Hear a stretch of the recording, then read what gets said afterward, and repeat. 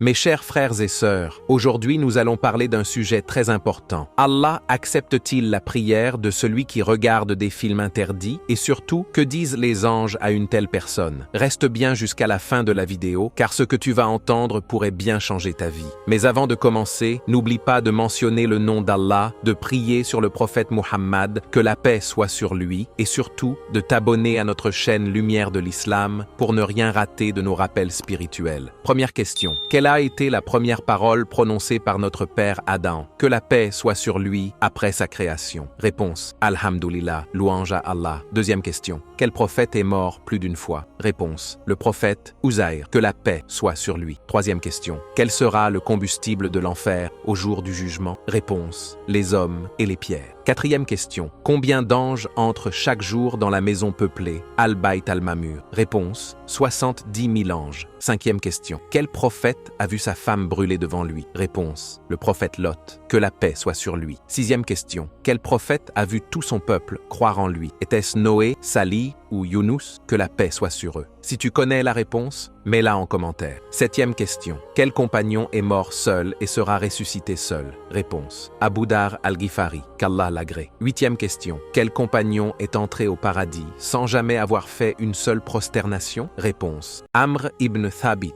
qu'Allah soit satisfait de lui. Neuvième question. Quel prophète est mort jeune? Réponse: le prophète Yahya, que la paix soit sur lui. Dixième question. Quel ange soufflera dans la trompe le jour du jugement? Réponse: l'ange Israfil, que la paix soit sur lui. Maintenant, la grande question, Allah accepte-t-il la prière de celui qui regarde des films interdits? Et que disent les anges à cette personne? Dans le chemin vers la foi et la pureté, chaque croyant fait face à des épreuves, les tentations du regard, les désirs du corps et les pièges du shaitan. Parmi ces tentations, la plus répandue aujourd'hui est celle des films obscènes. C'est un poison silencieux qui détruit peu à peu le cœur, affaiblit la foi et éloigne la personne de son créateur. Regarder ces films est formellement interdit en islam. Les savants sont unanimes. Celui qui s'y adonne, sa prière n'est pas acceptée tant qu'il ne se repent pas sincèrement. Car comment pourrait-on se tenir devant Allah alors qu'on s'est souillé par un acte qu'il déteste profondément? Allah dit dans le Saint-Coran: n'approchez pas la fornication, c'est une turpitude, et quel mauvais chemin. Et encore, dit aux croyants de baisser leur regard et de préserver leur chasteté, cela est plus pur pour eux. Le prophète,